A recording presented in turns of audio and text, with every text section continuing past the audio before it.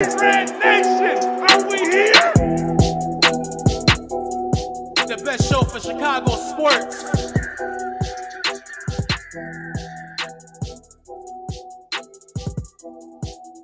Oh my God! Yeah. What's good? What's good? How y'all feeling today, man? It's your boy Pat the Designer back at it again. Appreciate y'all for tuning in and rocking with me as always. On the show today, gonna be previewing the Bulls-Bucks Game 5. Bulls have an absolute uphill battle here. It ain't gonna be easy for them. Some reason the music started over. We don't worry about that later. The best show for Chicago sports.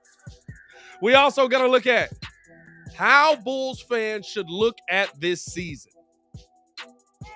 How are you going into the offseason feeling about your team? We're going to talk about that as well. And how does this team improve? Also, got to get into a little bit of Bears talk. Robert Quinn could be on the move. We dropped a video about that yesterday.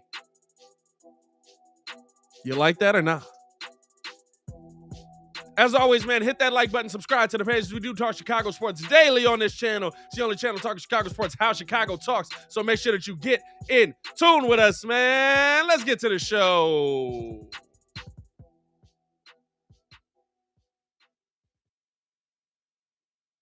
How y'all feeling today, Chicago? What's good? Appreciate y'all for tuning in and rocking with us for another episode of the Windy City Breeze Sports Talk Live. Y'all know we live and in action. Make sure that y'all... Push the button. Come on. Push the button. Come on, push the button. Yeah, come on, push the button. You might as well. You're sitting in here doing nothing anyway. Hit that like button, subscribe to the page. We do talk Chicago sports daily on this channel. It's the only channel talking Chicago sports, how Chicago talks. So make sure that you get in tune with us, man. Let's get it cracking. How y'all feeling today? At a minimum, right, you go into today still feeling like, hey, it might not go the way we want it to go tonight, but we're talking about it might not go in the way we want it to go in the playoffs. That's how I'm feeling today. That's how I'm talking about it. That's how I'm looking at my Chicago Bulls.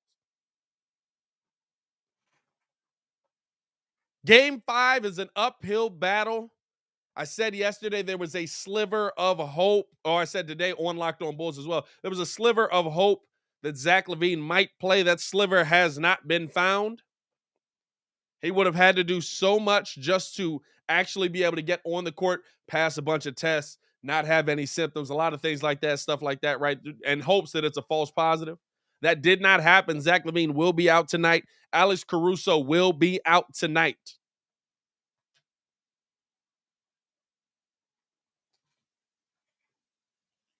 And so now,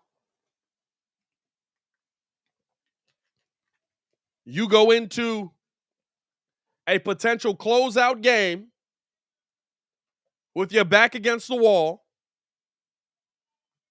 and without your best guns, without two of your key pieces, without two of your dogs on that side, right? How do you fare in that situation? How do you find your way to a win? If it was any other team, right, you might even be able to convince me that the Bulls could find a way to get it done.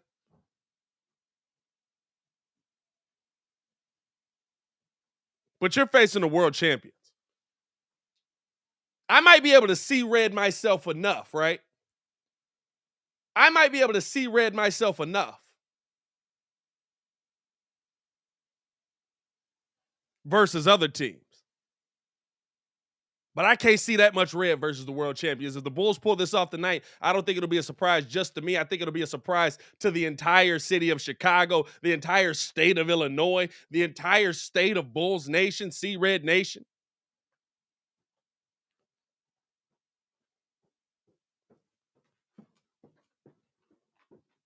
But is there something you can take from tonight, right? Are you still going into the night rooting for a win? Even though you know, right, it probably doesn't end in a series win. I definitely am, 100%. And I'll tell you why. Because a win tonight means that we saw something we didn't expect to see. I'm not just talking about the Bulls upsetting the Milwaukee Bucks, right? I'm not just talking about the Bulls upsetting the world champions in a game on their floor. But for the Chicago Bulls to win tonight, we have to see something from Ayo, Kobe White, Patrick Williams, Javonte Green, Derrick Jones Jr., somebody that we didn't expect, right? We have to see something from somebody we did not expect to take off to have an astronomical game. Because even if DeMar gets 25 tonight, which he hasn't really been able to do -1 game 2 in the playoffs, right? Even if Vooch goes off for his norm, nice little 22 and 10, 22 and 12, whatever it may be. Heck, he was averaging 17 at one point.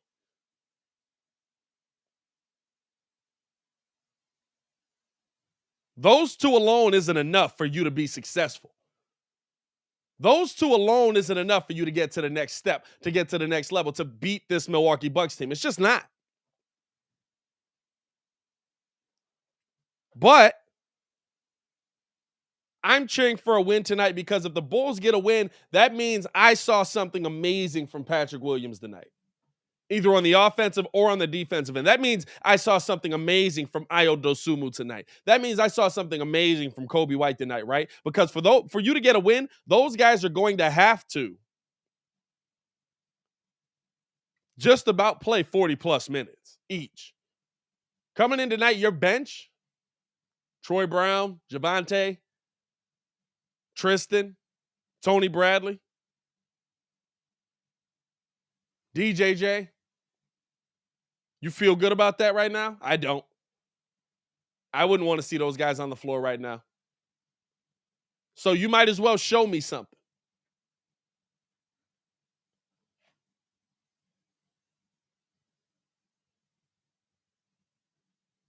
But this is almost like the perfect bow on the season, right? Zach LaVine ends up getting COVID to finish out a season that is riddled with injuries. It's like the bow to the season. It's the exact way it's the only way it could have ended if it does end tonight, right? But ends up taking the Bulls out 100% injury.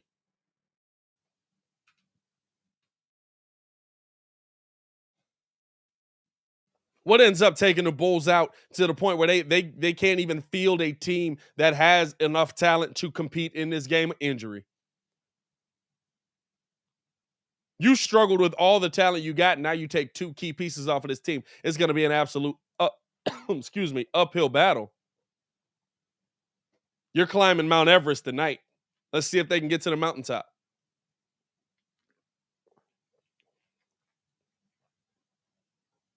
But I am still going to be cheering for this team as I have all season. I am still going to be live calling the game, rooting for my boys as I have all season.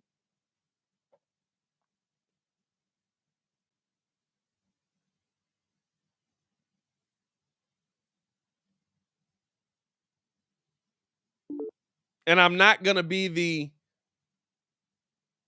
nothing in this playoffs, right,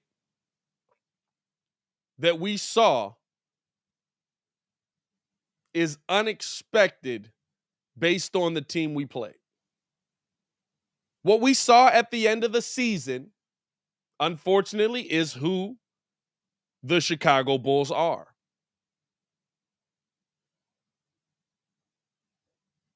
What we saw coming down the stretch is unfortunately who the Chicago Bulls are, right?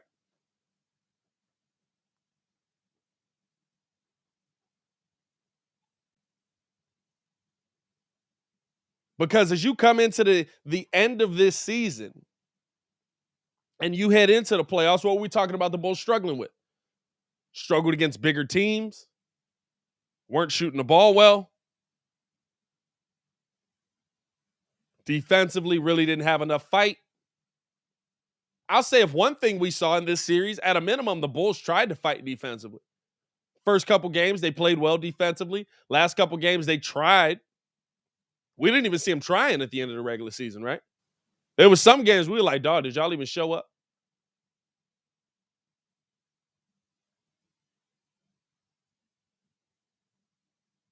As we welcome into the channel, man, the myth, the legend, formerly known as Ringo J. Mr. Stefan the Don is in the building. Yo, what's good? How you feeling, my boy? Gotta use the beef. Gotta use the beef. You know, you gotta elbow in. Shout out. That's what they need tonight. That's what they need. That's beef. what they need. Oh boy, here come the D Wade fan. Nah, what's good? I'm feeling good. What's up with y'all? Hey, it's gonna be an interesting night, dog.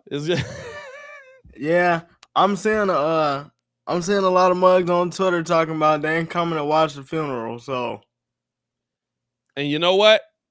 They probably wasn't there when we was dead before. So yeah, that's it's a lot going on Twitter this morning. I'm not gonna hold you. I'll tell you this right now. My team's in a closeout game, no matter what, no matter who's playing, no matter how bad the team may look, I'm going to be watching there because I've seen this team win 22 games, 21 games, 18 games. I'm going to be here. Yeah, I'm saying like there's nothing that's going to pull me away from this from the TV tonight with my Bulls on the TV screen.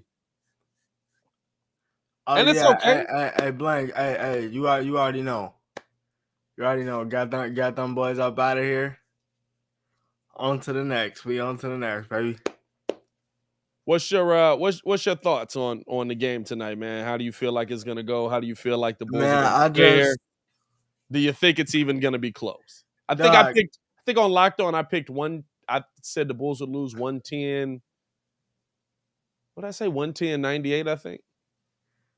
I said 113-87. Yeah, dang. 113-87. Not that much of a difference, but yeah. Hey, no Zach, no AC. It's gonna be an uphill battle, man. Fam, legitimately. I need P. Will to give me a DeAndre Hunter game last night. I need P. Will to give me a DeAndre Hunter game tonight. Last game, DeAndre Hunter played, and like Atlanta been saying, Chuck said that he said it. He's gonna be like Atlanta's guy, right? He came out. He had 38 last night. Fam, I need to see a game from P. Will going into like the last game of the season. Because if they lose, I'm cool. But if I see something from P. Will, then I'm like, dang, we can absolutely build off that. Yeah, that's all I want. That's all. That's all I want. I agree with you. I agree with you right now, and I feel like that's all most Bulls fans want in this situation, right? Like you're just trying to figure out what works heading into next season. You're just trying to figure out what's going to consistently work heading into next season. What can you go to? What can you fall back on? What's going to get you there? You know what I'm saying? And right now, you have a lot more questions than you do answers. I think a healthy Zach LaVine is really good for you. Mm-hmm. And you hope that in the offseason, I fully expect I wouldn't be surprised if we heard at some point today Zach LaVine will be scheduled for surgery, seeing as how he's not going to play, right? If the Bulls lose, right, I wouldn't be surprised if at some point today we heard that. Yeah. It's like he need to get that done ASAP. Also, don't go out. You catching COVID a lot. I don't know what's going on with you. And I asked somebody that's on the COVID team up there, and I was just like, man, like, how does he keep catching? He's fully vaxxed, right? And it was like, some people just susceptible to it. It's like how some people keep catching the flu. And I was like, good Lord, dog. Like, that's crazy. Okay, but they also, but I mean, it's not like Zach alone is the one that's gone out, right? Like there was Coach Fleming went out, Mo Cheeks went out, I believe as well. So the Bulls have been missing a couple of pieces going into this anyway, right? So it's going to be interesting to see kind of how they come out of it. But here's the question on the table, right? Because I feel like just breaking down this game, like it's just going to be gloom and doom from us. Like neither of us believe that the Bulls are going to pull out a win tonight. We would love to be thoroughly surprised, but I don't think either of us believe that the Bulls are If pulling they this one win, out. I'm shocked. I'm flabbergasted, bro. But here's the question, and I'll give I want to get your opinion on it, chat's Right. opinion on it. How should Bulls fans look at this season? How should Bulls fans look at what we saw this year? Should they be upset, panicky, say, hey, what we saw in the playoffs tells me that we're not going to be good enough to win? Or should they feel like this is the beginning? We made it to the playoffs. Let's keep it going. How should Chicago Bulls fans look at the 2021-2022 season? I think they should look at it like a W. You like I said, everybody in this chat, all three of us said Iowa to steal. Yeah. Iowa to steal at minimum. We said what, like 50 something wins, and then they ended up with what, 48? 46, right? 46 wins. We only won 8 games to finish the season, so 46 and 36. 10 games above 500. So wait, they won 46. Yeah, no. 46 and 36. 46. DeMar had a resurgent season, but at minimum, you saw AK put his imprint on his team as far as, I got us a couple of steals. I got us our role pieces already, which is wild. And I'm staking my claim on P. Will. I'm staking my claim on P. Will, and he's not finished. And this is the thing. This is what I tell people, because I think people forget this too. When AK drafted Jokic, I remember for like 2 seasons, because remember Nurkic was down there. He was solid. He was getting them a bucket. Nurkic and Jokic was the combination. He was like, listen, I'm gonna roll with my young fella. Hey, you gotta get up out here. Muggs was shocked. You what? You fella. Hey, my man about to be a 2-time MVP, or so I hope. So I mean, you look at it. He said he's not done. I'm really intrigued to see what he does with that 18th pick. Yeah. This offseason, because I really do believe change is coming within the core for some reason. I just do. I feel like it's there for some reason. I don't know who it is. I wanted to be Rudy. I'm staking my claim on Rudy. I don't know who it's gonna be, but I feel like change is coming in the core. Yeah. But all in all, come on now. This season was a W. I agree with you. And this is what I want Bulls fans to remember, right? This is the beginning. And I feel like because we're so close, we look at the Knicks so often, right? That we think that we're going to be the Knicks next season. And why do y'all keep looking at the Knicks? You know that's not a consistent. It's an entirely. It's just they make the playoffs one year. They look like they're the gem of the NBA. They come into the first round. They get rolled out, right? But I think it's very different, because in the second half of your season, you got to see where you needed to improve. And forget us being able to see where we needed to improve. AK got to see where his team needed to improve. In 2 seasons, we've seen AK improve this team exponentially to the point where we're back in the playoffs and we're having this conversation after 82 games. And we're not in the 8th seed or the 7th seed. We were the 6th seed in the Eastern Conference while being the 1st seed just about until injuries injuries started to ravage us, right? And we just couldn't keep overcoming it. Mm-hmm.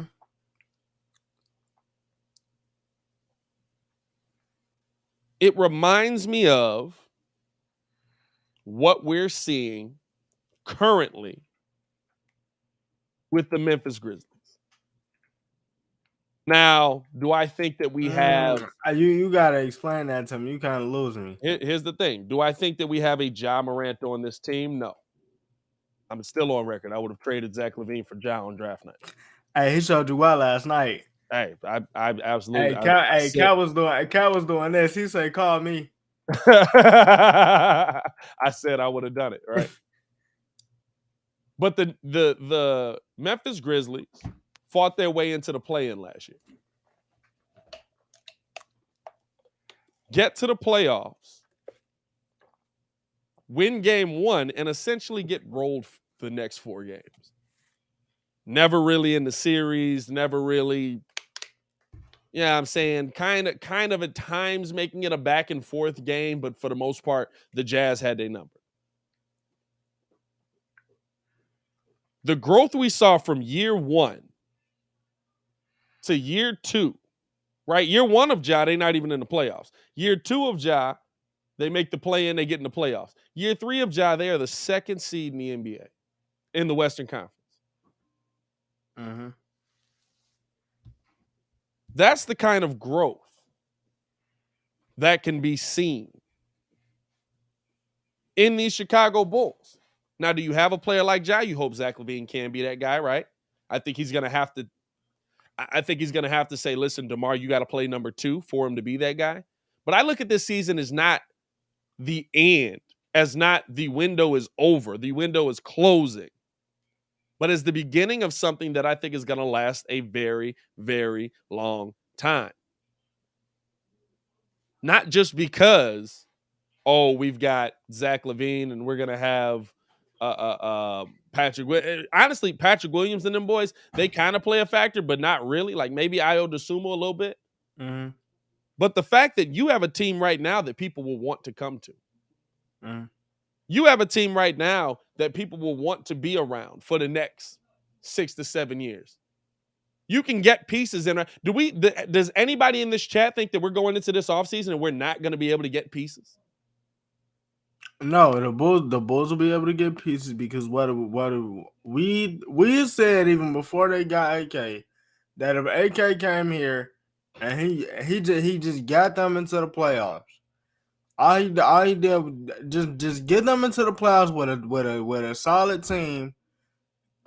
You got a healthy Zach next year with what they did with Lonzo and the defensive show that they put on before injuries ravaged them.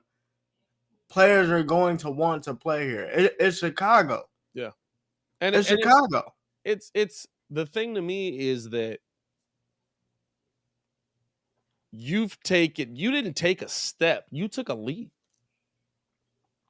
Did the season end the way we wanted to? No, you don't want to win 8 games over your last 30-something, right? Definitely didn't end the way we wanted it to. Did the playoffs go the way we wanted it to? No. Did it go a way we didn't expect? No. We knew when we got the NBA champions. I said, and in my mind, we said it was going. They was going to at least get you 1 game at minimum. In my mind, everybody was healthy. I said 4-2. I didn't have us winning this series. If you had the Bulls winning this series, y'all gotta stop looking through the sea red glasses.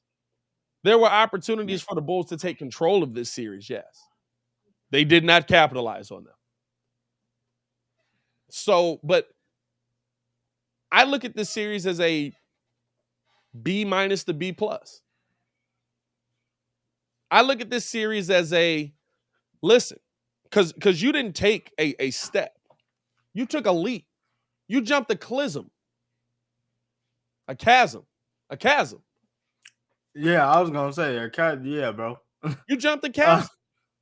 You went from 11 to 1, and then when you got injured, to 6.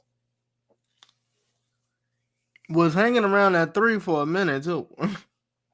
Like, it's a very different dynamic And if we're being 100% honest, as you're moving forward here, it's a dynamic that now you're starting from a place of success.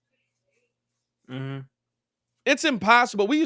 Y'all remember us going into the offseason talking about free agency debates and stuff like that. Man, how do we get this guy to come here? How are we going to be able to get this guy to come here? They're going to want to play with this young core, even if they're losing. You're going to have to give them the bag to come here. You're going to have to overpay them to come here. Those days are over.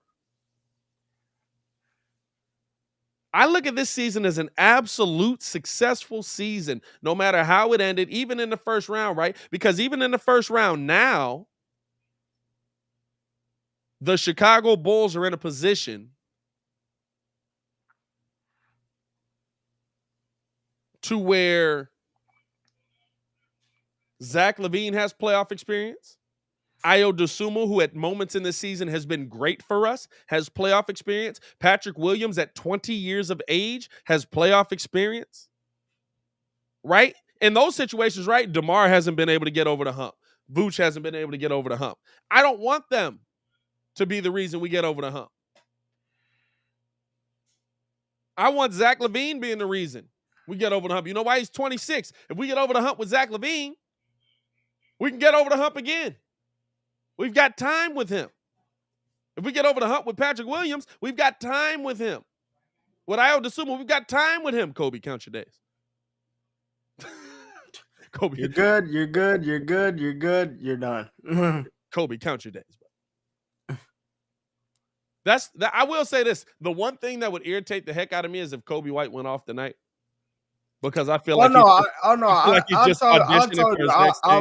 fully expect that to happen, but it's gonna be an audition tape. That's why I said he's just auditioning for his next team. It's like, I told y'all I'm nice. All right. Clap it up. All right. hey, legitimately. You know what I'm saying? Like, there's time with this team to build around. There's time with this team to get to that next step. There's time with this team that now they have the playoff experience. Guess what? How do we get to the next level? How do we get on the next tip? How do we find our way to keep building up, to get consistent, to keep, you know what I'm saying? I definitely hear what you're saying. Can we stop the KD is coming to you do realize he re-signed, right? I'm just on the chat that. But anyway, back to the real conversation. Like, dog, this is a W off season for the Bulls. Cause it's not like we not going backwards in conversations. These aren't the bad conversations that we gotta have where it's me, you, and Kid drawing up these scenarios. Yeah. But if we get Mike Conley, if we get Anthony Davis, we were doing pipe dreams out here. Cause then now the conversation shifts to, hey man, if we really want to get good, hey, what you think about taking, you feel me, Kobe White and this, and then turning it into like Michael Porter Jr. Like I'm just saying, but like these are the good pieces. These are the good conversation pieces you want to have, because at the end of the day, that means that you're moving in the right direction. But we also know that this team is a piece or two away, maybe a bench piece, maybe all you needed was Lonzo back. Yeah. But at minimum, you got to sit at the table, and it's a good seat. Because now teams are like, man, I don't want to go to New York. Here we go. Hold on. What's up?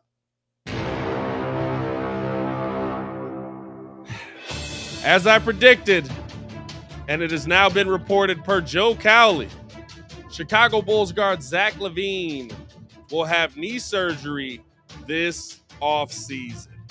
Okay. We saw that coming, right? Oh no, yeah, no, we saw that coming. I think we all saw that coming. That's not even. It's not even surprising in this situation, right? Like it's one of those that you could tell he was visibly limping. He was visibly struggling to run up and down the court at times, and he was playing through it. Mm-hmm. Mm-hmm. No, that's not shocking at all. I'm actually glad that he's doing it because, like I said, at minimum, free agents are gonna be like, listen, Minnesota's got a good young core. I don't want to go there. I don't want to go to New York. I don't want to go to Brooklyn. They look like they got too much going on over there. But Chicago, that seemed like a nice. If I could just find my niche over there real quick. Plus they got Zach. Plus they got Lonzo. I always ascending right before I asked. Plus they got P. Will. I could probably do some things over there. So I don't see what. they have a seat at the table. Not even a seat. They got a voice. So, and here's the thing in Cowley's article that he's bringing out. Basically that he wasn't completely that Levine wasn't completely transparent with the injury. Back in early March, Levine was discussing the severity of discomfort, saying he was at 80 to 70%. However, according to sources closer to the situation, Levine was more like 50% on a good day. So, and we kind of knew this, right? At no point in the season was Zach LaVine healthy. At no point in the season was Zach LaVine 100%. You know what I'm saying? Like, and listen, if you're on the court, you're going to get killed for a poor performance. If you're on the court, you're going to get killed for a poor performance. But, I mean, does this change how you look at Zach LaVine heading into next season as far as signing Zach LaVine, right? I don't know what the actual injury is. I would assume this is just like a scope work, like going in there cleaning up whatever it was, right? Because this is still residual from his from when he was had his Also, it's in the off-season same surgery. knee. Same knee as the ACL. Oh It's yeah, just it's just residual probably a cleanup. I little would bit of assume scope work. I would assume scope work, going there, clean the knee up. You know what I'm saying? I don't think that this is going to be a full on. Hey, he's having ACL surgery again. I think that no, they're going to give him the max. I'm with Pat on that.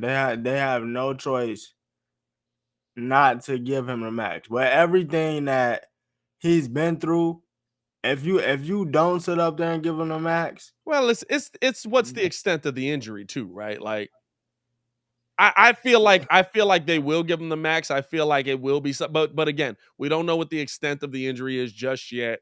I mean, and even then, even if we don't know the extent of the injury, they may pull a Joel Embiid where it's like, okay, we gonna give you X amount of dollars, but you're not gonna get the full amount if you get hurt. Like you owe us money back. Yeah, I've seen that. We've seen that. So, because that's in Joel's contract right now. So, I mean, I don't know. it's a possibility. I get, yeah, it's definitely a possibility, right? Like, I mean, at this point, right, anything's on the table. But I mean, even in that situation, right, like I said, this was my thing on the Bulls the entire time. This was my thing when it came to, you know, why you pay Zach LaVine, why you're gonna have to pay Zach LaVine, you will never get another free agent in here if with everything he's gone through, you say, nah, we're not gonna pay you. Right? For me, that's the biggest thing on it. And that's what you kind of got to look at. Unfortunately, he's gonna be having again off-season knee injury.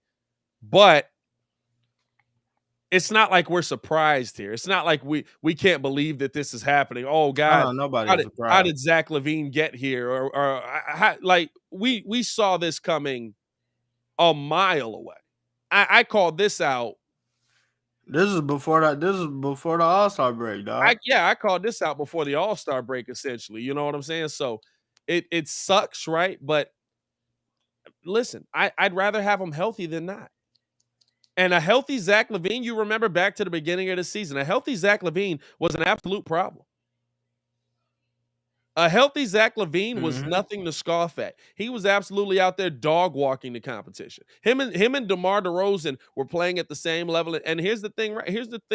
Here's the other thing you have to look at too, right? Like now you have to ask the question. Now that we 100% know where he was in the season, now you have to ask the question. How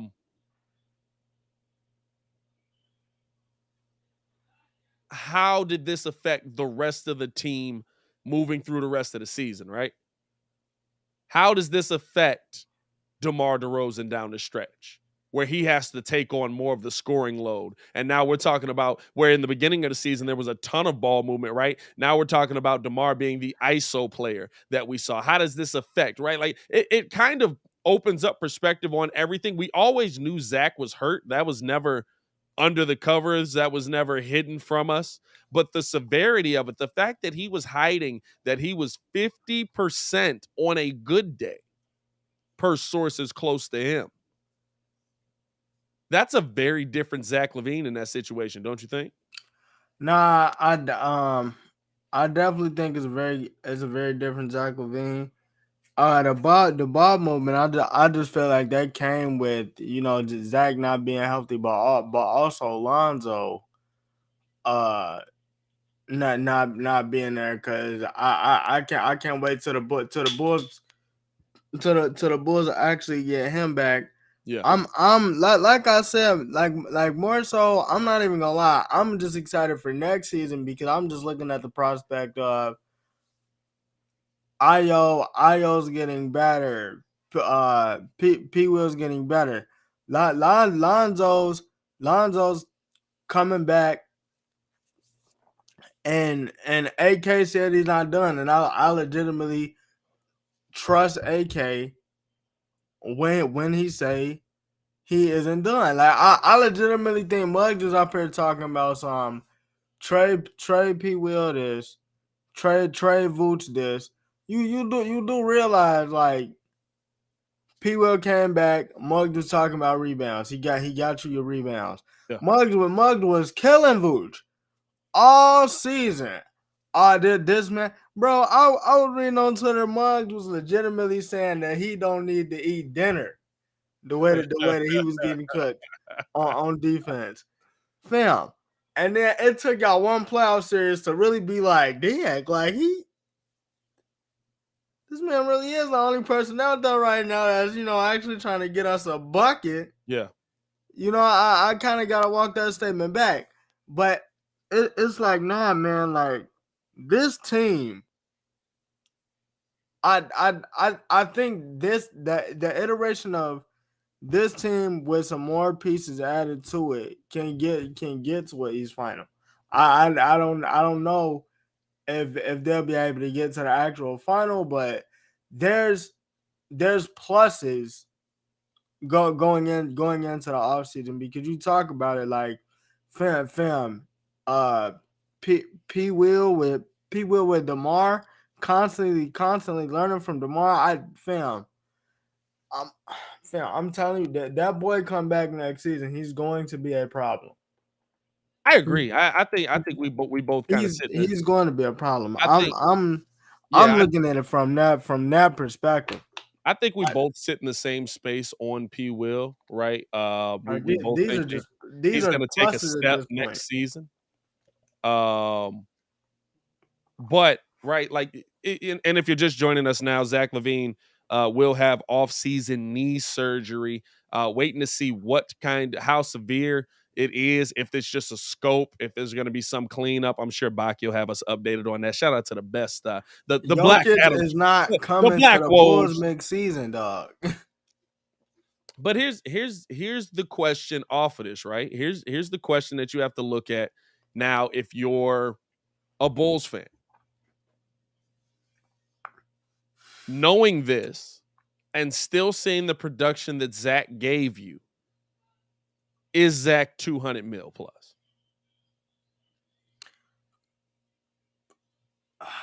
Dog, I'm not gonna lie. I think he 190, 195. You're not giving him the 208. I'm not gonna lie to you. If you at 195, you give him the 208. We talking about a couple mil a year on top of each season. Well, 190 at least. But I mean, like you said, you can make the argument for the 208 because my guy was hurt. Yeah. Like a healthy Zach, and they don't have Chris Middleton. I'm not saying that the Bulls win the series. I mean, but come on, at minimum right now, it's probably what $2 away. I think the interesting thing is now, right? Like for me, this confirms it for me, right? Like there was always the, hey, is he going to be healthy enough? Is he going to be, although listen, we were talking about him as a super max. That is right though. We were talking about him true. as a super max. Well, super max is 245, I think. We were talking about him his as would be 228, I believe. I think it's higher than that, my boy. Because he was on the Wolves. Yeah, but we got his bird rights now because he's been here more than 3 years. Oh, Yeah, okay. so he can get like 245. Also, so the Supermax is only if he make the All NBA. But it's only if he makes an All NBA team. Yeah, well, hey, look. But with how this voting been going, I don't know no more, dog. Yeah, because I ain't gonna lie. Wasn't it one year somebody gave IT like all defensive third team? Wait, who did that? Somebody gave Isaiah Thomas all defensive third team. That's wild. He was like, bro, whoever did this, thank you. Like, oh my God. that is wild. That's hilarious to me, dog. But no, like I mean honestly, like bro, yes, that legitimately happened. That actually happened. Fam, I gotta see the all defensive teams, bro, because that's hilarious. I'm not gonna lie to you, bro. But just because like IT is like Must be just giving stuff away now, bro. Like when we have the like we keep having the most improved player award debate. And I'm just like, bro, it's about the player that most improved. Fam, I'm not, bro. That argument was so dumb last night because it was just like you guys are about, you and Ringo are only talking about points. I'm like, bro, points, 3-point percentage, second assists, best in the West, rebounds. His team, defense. He was like, they had a better record when he was out. Hey, I just hit him with, I'm supposed to get punished for me having a good team. That's stupid. Hey, bro, I just hit him with it's most improved, not most improved because you couldn't make it in the league. Like, I don't know what argument you want from me. Okay, nobody told you to leave school early. If anything, the biggest snub to me is DeJounte Murray on that award. But again, a story for another day, man. I know that boy was almost a walking triple double this year. Exactly. But here's the question, right? Here's the question now as we head into the off season, and that we have to figure out with this Bulls team because you've got Zach dealing with injury, you've got Lonzo dealing with injury. You're hoping they should both be back right around the same, ready to go for the beginning of the season, depending on what Zach LaVine's knee injury is. As you're moving into next season, knowing the pieces you have on this team, how do you improve this team? Because here's the thing, right, Bulls fans? I feel like we're still stuck in the Garpax mentality. So we got to talk about the real. Garpax ain't walking through that door. Garpax ain't walking through that door. Michael Jordan ain't walking through that door. Dog, that's one of the greatest sports rants of all time. It cracks me up. Robert Parrish ain't walking through that door. Like, what? But no, like as you're going into next season, how does this Bulls team improve? Because here's the thing: with Garpax, you would see that we stood pat with just about the same team every year, right? We were the kings of run it back. What would we add? Hey, go give me a little rebounder over there. Go give me another backup point guard that's 5'10". Go give me another shooter that's not really gonna make shots, right? Like we were the kings of run it back. We ain't the kings of run it back no more. We had Nah, a completely nah, different bench this the season Kings is the than king we of had running back. last season. How do the Chicago Bulls improve heading into this offseason? I just think Ben scoring. You were almost what second to last in terms of bench scoring. Because look, listen, offense isn't the problem. Offense isn't the problem, and look, defense is great. But this is the thing: Io wasn't giving me points consistently. Well, not Io, but Kobe wasn't giving me points consistently. Yeah. I told y'all what it was with Derrick Jones Jr. when y'all got him. I told y'all, look, you get 2 quarter threes at minimum and Yeah. some defense on his best day. Javante Green is cool. But I would keep Devontae Green. I would almost look for somebody that's like an absolute bucket off of the bench. I don't know who that is. I'm in favor of either getting P Will. I'm in favor of either getting Lou Will or Eric Gordon. Yeah. Those are two people that's really not being utilized well right now. And then I would try to look for a big body defensively that can actually rebound and move his feet. So I mean, those are the two things that I'm looking at. And then after that, what does that do? That lets you kind of let Billy mess around, with lineups and rotations and plug and play this person here, this person here, this person here. Because what you want to do is, like when somebody goes down, you want to have that next man up mentality. Yeah. But also, I need you to go in and do your job that I actually paid you for.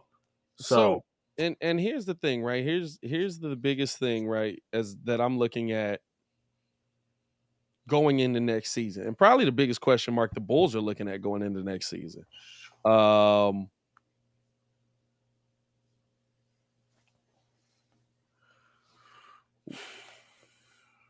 Do you make the big splash? Do you go out and try and get a Rudy Gobert? Do you go out and try and get a big name player, a top 5 player? Because I've told you, right? And history's told you. Forget me telling you. History's told you that if you don't have that great player at his job, that best in the NBA player at his job, you don't win championships. The Detroit Pistons kind of did it. They did it once. The Mavericks kind of did it, but I don't know. Like Dirk's Frank, one of the don't best do that. Dirk's one of the best power forwards of all time, right? Like, like he's not the best. There's some a little bit of caveat to that. Like, I mean, not caveats, but what am I looking for? Exceptions to the rule. Like Yeah, like there's a couple of Dirk did it. exceptions to the rule, but for the most part, right, you need that LeBron Yeah, James, Kobe Bryant, Dwayne Wade, LeBron Michael James, Jordan, Kevin Durant. Kevin Durant, right? You You need need the that guy. prime dude. Stephen Curry. You need that guy. Do you go out and make the huge splash, or do you get a couple of pieces, nice pieces? You got the 18th pick. I'll bet you could flip that for Christian Wood. Nice player, not a star player, not a great player. Really, really good player, we would say for Christian Wood, right? Not a best big in the NBA, but a really solid piece. Knowing that Zach LaVine's going to come back off of surgery, knowing that Zoe's going to come back healthy, knowing that Ayo Dosunmu is what he is. Get a couple of those pieces, Mitchell Robinson, smaller guys, and wait to see what you have with P. Will. Because adding a Christian Wood to this team, right? Like Oh P. no, Will's, I was just thinking that in my head, dog. P. Will's your possible transcendent player, right? P. Will's your possible transcendent player. That it's the only hope you got. You got to hope AK's right. You've got to hope AK's right. I think you're right. I think you're right. But if you think he's right, if you think he's going to take that mantle, which in year 3, listen, you got a big step to take, buddy. That means you don't want to bring in guys that are going to push him out. That means you don't want to bring in guys that are going to sit him down, that are going to take him out of the way, right? So you kind of got to try and build with that. You kind of got to try and build with that. What's the better option in that situation? For me, I don't take the chance. I go big or go home. So you want that Rudy splash? Rudy, whatever it is, right? But there's always a big name player that hates life. There's always some big name player in the NBA that's just like, I am sick of this city. I can't take it anymore.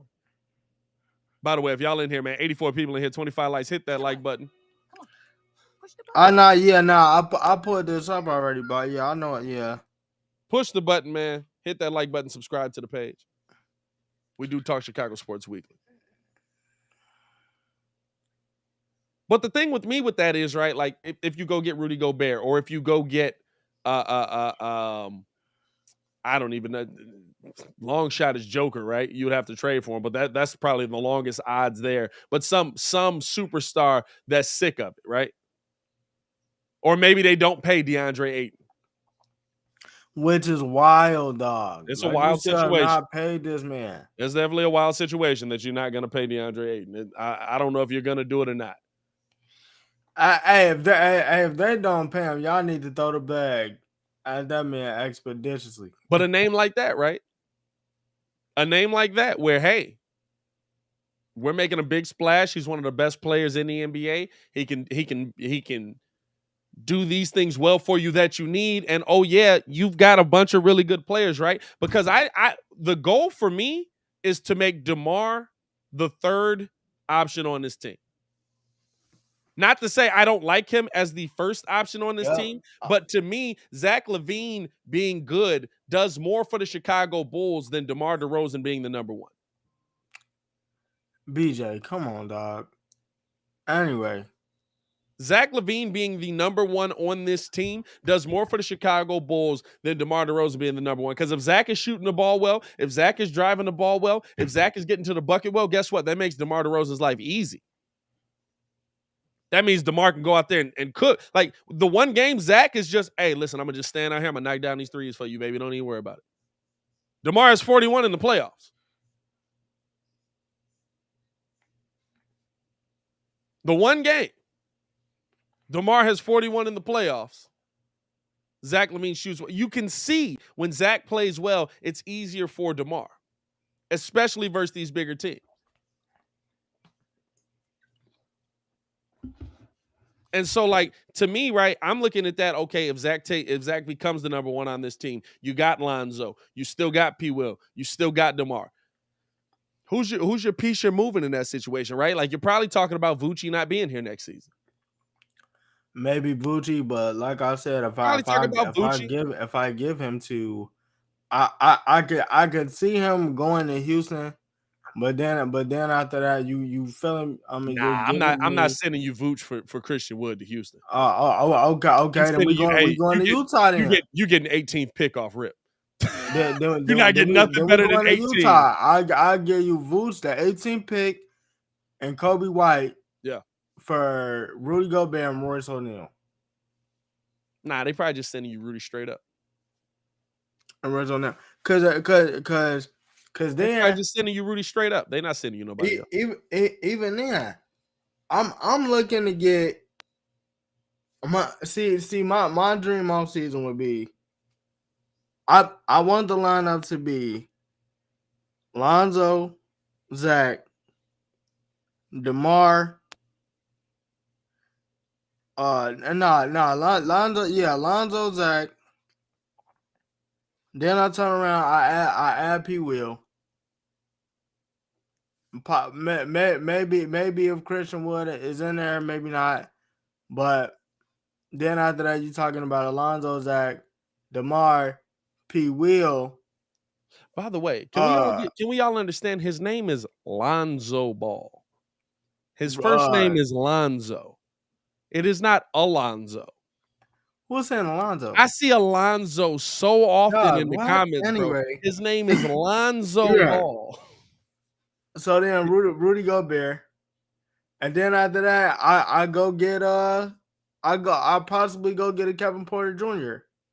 or a Austin Rivers or something like that. Cause I need buckets off the bench. I'm looking to get a bucket off of the bench. Then possibly they can bring your man Boogie in. Here's a name. Here's a name, right? Because he's got to re-sign a contract as well. Maybe you have to move a piece off to get him in the building. Do we notice Sabonis want to be in Sacramento? Hey, listen, man, the King's going king. So, do we notice Sabonis want to be in Sacramento? Young piece. It's the age limit. I'm not even finna, bro. That pick and roll would be so wild.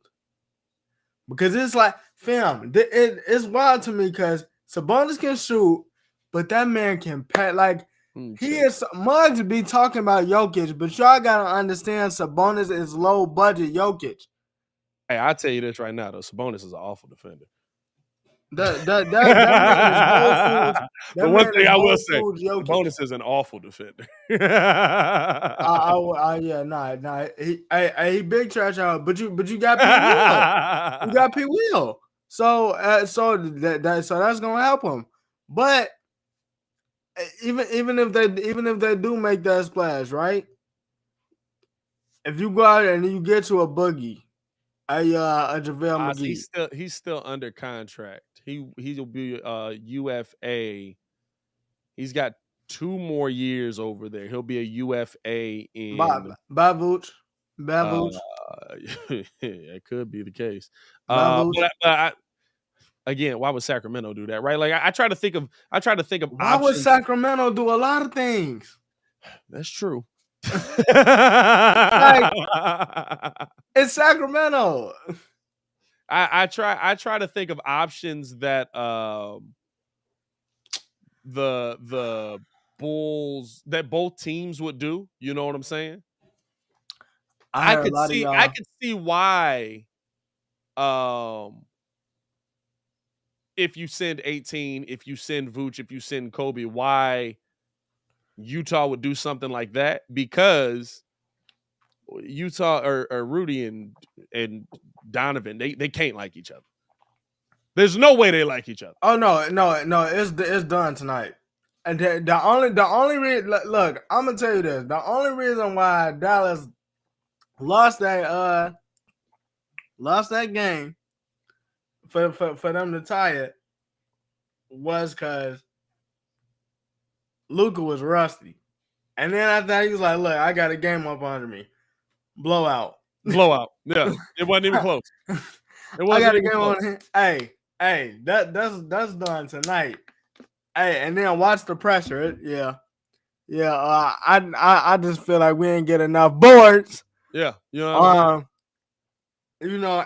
If we would have took better shots, you know what I'm saying? You know that 10 for 32 killed us. Most games be wild between them two, bro. I'm not gonna lie. Since you brought that up, I've gone and watched them just because. I told you. Anytime they ever lose, it's just like, man, we really just got to get some of that ball movement happening around this mug, man. If we can move the ball a little bit, we might be good. Then you see I was in Donovan. the post. Hey man, if if we got better defense down low, we might have been able to get that stop. You'd be like, dog, y'all really like they got real beef out here. There's real beef in this situation. I didn't realize it was hamburger season out there. But no, I just feel like, right, especially now that we know what Zach LaVine was. Like, what is this team? Does this team drop if Zach is 100%?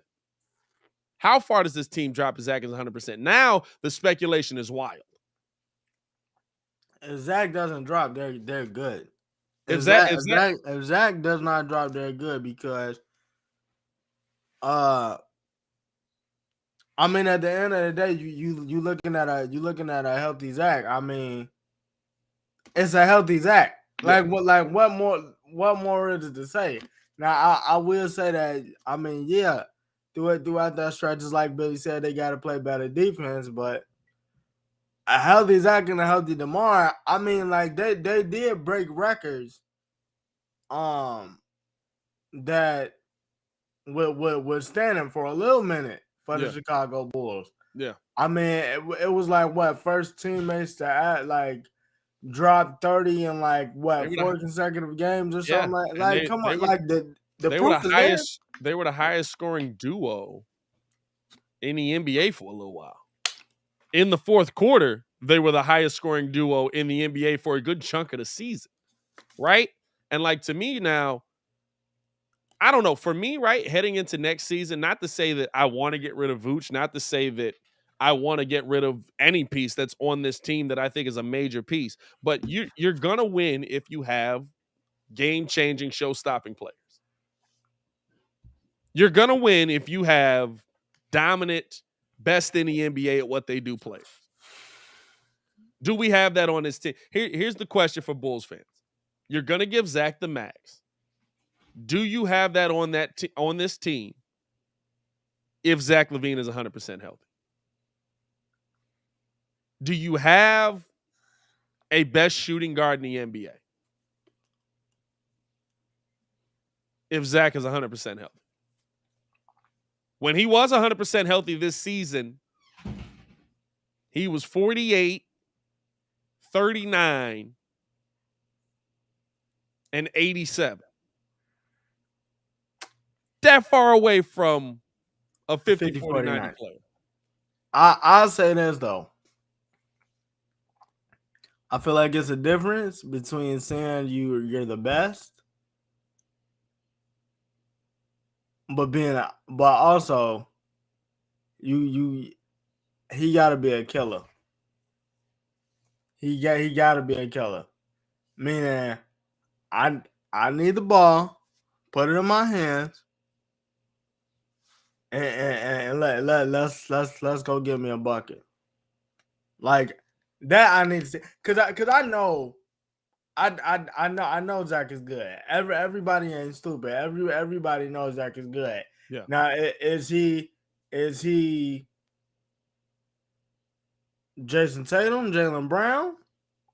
That's the level you got to get to if you want to be successful in this NBA. Hey, that's something that we got to find out, because at least I know and this ain't a slight at him, but at least I know, you know what I'm saying? At least I know Jason Tatum is a killer. I think the interesting thing now is like the things that we saw Zach do at the beginning of the season when he was healthy and do it well. Mm-hmm. Now so much makes sense, right? Like Zach LaVine couldn't. How's he going to play defense if his knee is messed up that bad? And that's that he bought in on defense too. How's he gonna be able to cut and plant if his knee's messed up that bad? Like on a good day he was 50% is crazy. Hey, still out here giving you 20 and 13. By the way, out here giving you good production, not great production. By no means was it great production. 10 rebounds on a bad. Oh, in the playoffs, Zach has done everything he can, right? And this is the thing. Zach LaVine to me is somebody that, and you kind of saw it shift, right? When his knee would start hurting, he would start passing more. When his knee would start hurting, He would stop being as aggressive. He would run the pick and roll a lot more. Mm-hmm. You know what I'm saying? It's not that Zach LaVine isn't a max level player. I think that this almost guarantees it, right? Because Zach knew what his limitations were in certain games. Mm-hmm. I mean, and he still does. And he would absolutely be like, you know what? I can't score right now. Let me throw the ball here. Let me run the pick and roll. Let me get Vooch going. You know what I'm saying? We saw that a ton this season. Mm-hmm. And we would look at Zach and be like, hey, Zach, what's going on with that? Like, you got to play, brother. You got to play. We're thinking 70 to 80. We're killing them all year thinking 70 to 80. Hey, brother, you got to play. Realistically, we're talking about 40 to 50. It's crazy, man. It's a crazy change in everything, man. Crazy change in dynamic. If you're just getting in here, Zach LaVine will have off-season knee surgery, and we'll be talking about it a little more throughout the rest of the show, man. But we're also going to get into some Bears football because this draft is here, baby. It's coming up Thursday. That is tomorrow. We got the NFL draft in the building. Let's go. But before we do that, man, we want to tell you guys about Blue Chew, man. Yo, it's time to dig yourself out of that winter hibernation. Spring is here and it's time to get sprung with Blue Chew. That's right, this episode is sponsored by Blue Chew. Guys, confidence can take you far in life. It also can help you in the bedroom, especially when it comes time to step up to the plate. That's where Blue Chew comes in.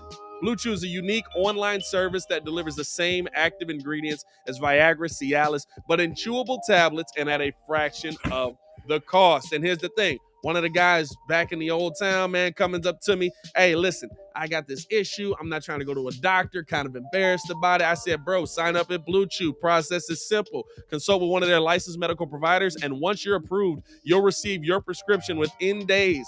Best part, it's all done online. No awkward doctor's visits, no awkward conversations, no waiting in line at the pharmacy. And here's the thing, Blue Chew tablets are made right here in the US of A, so they're prepared to ship direct to your front door in a discreet package. So this is what I need you to do. If you could benefit from a little bit of extra confidence when it's time to perform, Blue Chew can help.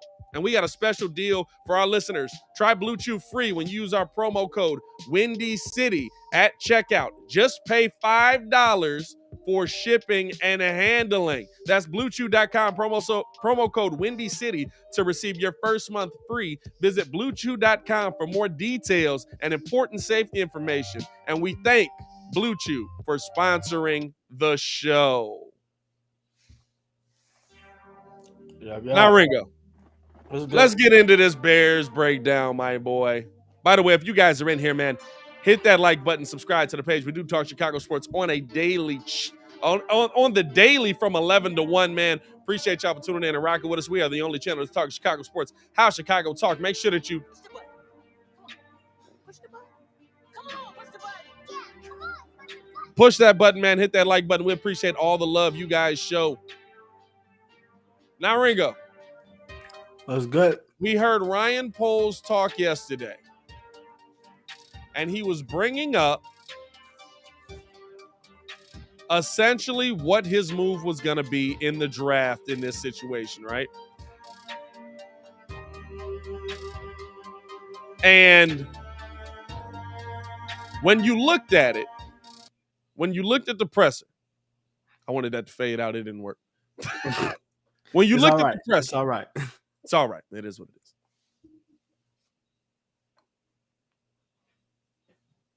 We saw, by the way, Bears. Come on now. Y'all going to keep dropping stuff right after we get off the live? Come on, bro. We saw him bring up, and we talked about it yesterday, that he's open to trading back. That he's open to, hey, we're trying to get ourselves better. We're trying to do everything we can to improve ourselves right away. Guess what?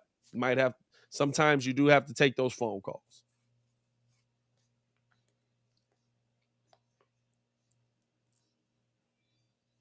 In this draft right here, is trading back going to be the right move for the Chicago Bears moving forward? Listen. First, I want to get this out the way. I feel like Robert Quinn will be on the move at some point during the draft. Hmm. Cause I The Bears have said they're not if it's actively out there, shopping. it's out there. The Bears have said they're not actively shopping them, though. Yeah. Listen, a lot of teams say they're not actively shopping, but if you come on now, if you trying to get help for that offensive line, Yeah. I think he might be because the one that I seen was he was talking with Eberflus and them, and I guess he was just having a little disagreement about where he was going to be on defense, what the role was, or I seen that. But as far as the drive goes, like I said, I get it, I understand it, but it's a risk. Like if this season is about Justin and about improving Justin and getting the line help, Yeah. I need that receiver, so I need Pinkins, but at the same time, everybody in their mama know offensive line going the first round. Now look, if you find some great offensive linemen in the second, third, fourth, fifth, Yeah. hey bro, more power to you. We don't know what we talking about. You got a phenomenal coaching staff. We gonna sit back and marvel. But I'm looking at it and I'm just like, dog, it's such a risk because I'm gonna keep saying this every time we talk about this. You do not want to go into year 3 with Justin Fields, and this man has no weapons, and you got subpar people on the offensive line, except for the people that you drafted. Do you feel confident that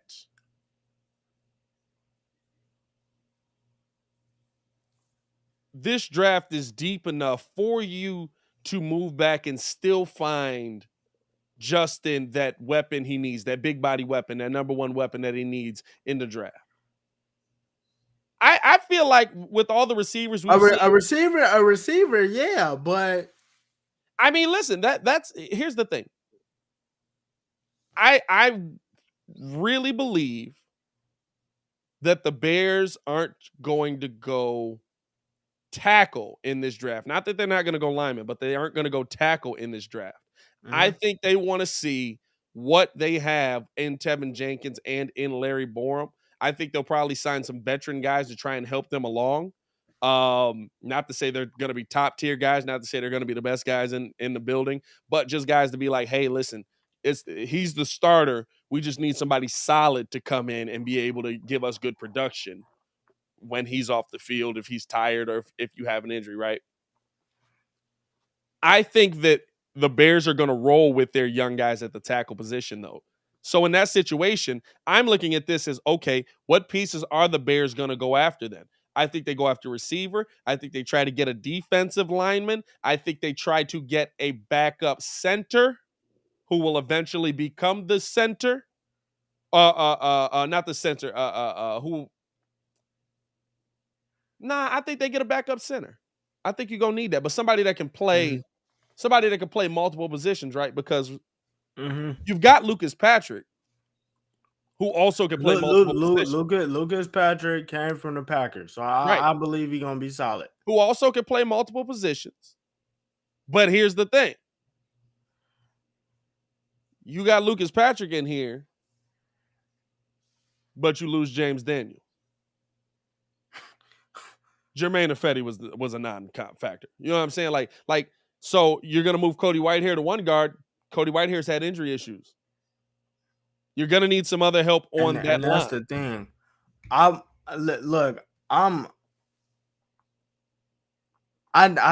think that they need to go. That they should go find a backup for Jenkins, because it's not that I don't like him. It's the fact that I can't trust that your back is going to hold up. 100%. That's a huge I can't question trust that mark. your back going to hold up. And this is the thing. The position he's playing is the most important position that needs to protect Justin. So if your back can't hold up, I can't say that I can't go out here and then give me a tackle. Yeah.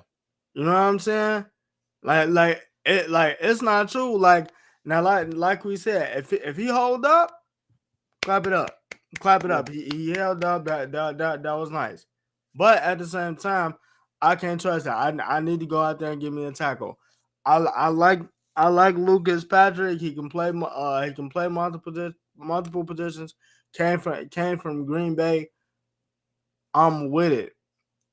I feel like they need to shore up those two positions that you talked about, but everything else, like especially Cody White here, like everything is just you got to figure it out.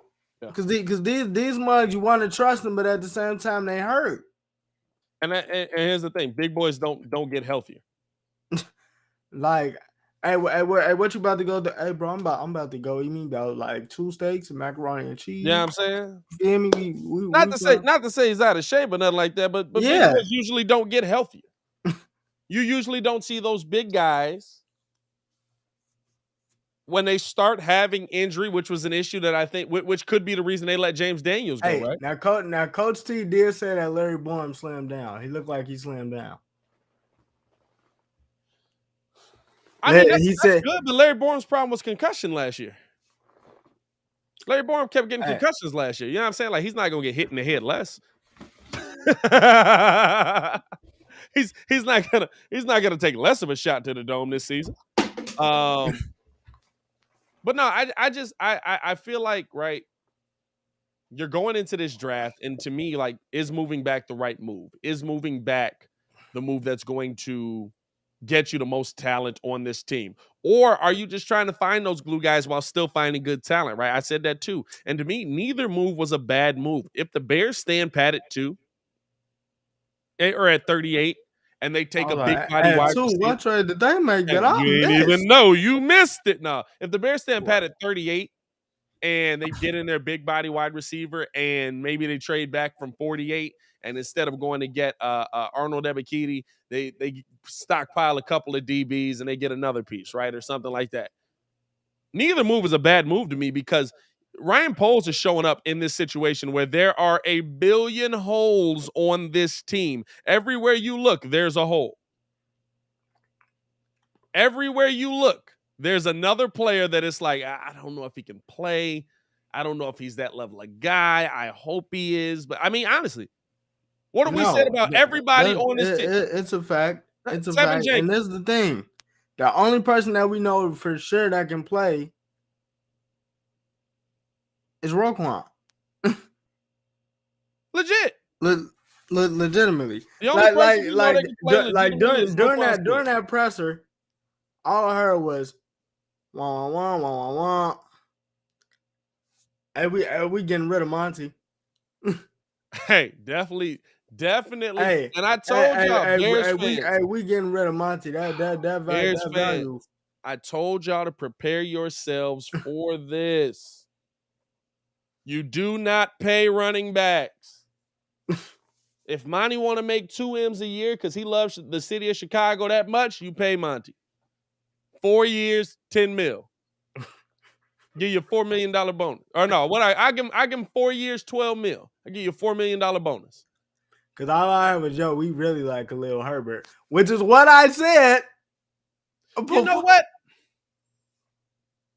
Nah, I'm sticking with that. I was gonna say I might give him 15 if it was like, we got to do this to make it work. But nah, I ain't giving him 15. Now, but do you know why? Because Khalil Herbert. I've been trying to wear this man down for 3 years. Listen, you know why? Khalil Herbert makes how much? K's. It's not to say that I don't want him, but what he does is replaceable. In the 5th round. You know how I know? Remember how we couldn't get rid of Jordan Howard? What he does is replaceable. Jordan Howard couldn't even stick around with an NFL team too much longer after that, right? Because what he Yeah, does is he had like replaceable. one more He had good one nice season season with Philly. with With Philly, right? Wasn't he with Philly? it was with Miami. Then he stopped, and then he came back. Now he bouncing around with Philly. So it's like he on there, but he not. So it's just like he couldn't really catch the ball either. So And this the thing. I love Baki with the get him out of there, Pat to Monty. No, it's really not. It's really not. It's not that I don't like Monty. It's not that I wouldn't like Monty to be a Chicago Bear, but we are in a very different NFL. You do not keep running backs. You do not pay running backs big money because they are replaceable. You know, the moment everybody realized that Monty was replaceable, when versus the number one defense in the NFL versus rushing that had never allowed 100 yards, Khalil Herbert ran for 108 yards. hey, the two games he started, he ran for over 100 yards. After that, it was wraps. And one of them versus the best run defense in the NFL. Like he was like, oh, and that's what he kept saying. Cause I'm like, bro, I'm like, if y'all just find a back like Tony Pollard that can like 1, 2, 3, stop, go like that. That's all he need. He was like, hey. And here's the thing. Here's the thing, right? Hey, P Kids Bears, Kobe White, equivalent to Pat is David Montgomery. No. Because kid Montgomery ain't kid don't trash. think Kobe can play. Monty can play. He's just not. Don't hear me wrong. Monty can play, but he ain't Derrick Henry. And you heard Ryan. Listen, don't take my word for it. Listen to your new GM who y'all love. He got in that interview. He didn't know. Not only did he talk about the running back depth in the draft, he talked about the undrafted running back depth. And Monty will not be here outside of this, outside of his contract. I'm gonna tell you this. No, the most recent case in point. I mean, because it's not like Muggs don't got examples. Muggs was loving DeMarco Murray. Remember DeMarco Murray? I forgot about DeMarco Murray, bro. 2 straight years. DeMarco Murray called. Oh my God. Muggs like, why did they trade him? We got Zeke Elliott. Well, what did he do when he got to Philly? Crickets. Hey, and look now, right? Zeke Elliott got the bag, right? Hey, who Tony Pollard, what up, though? Who's next up? Tony Pollard, what up, though? That's why you don't pay him. Guess what? Because now you're stuck. Now you're tied to Zeke Elliott. You ain't got no choice with Zeke. You tied to him. Hey, look. Yeah, because he forced him to pay him what 3 years earlier. You might as well trade Tony Pollard. And oh yeah, and then another one. Case in point, y'all other favorite team, the QB on y'all, Aaron Jones. Hey, AJ Dillon was what's good? You know what happens if I got two if I got two running backs on my team that are both good, I'm gonna run both of y'all. And then I'm gonna go find two more of these muds and I'm gonna run both of them. Like I love Monty. It's no disrespect to Monty. I think Monty is an excellent football player. You replaceable though. Yeah, you know what I'm saying? You're replaceable.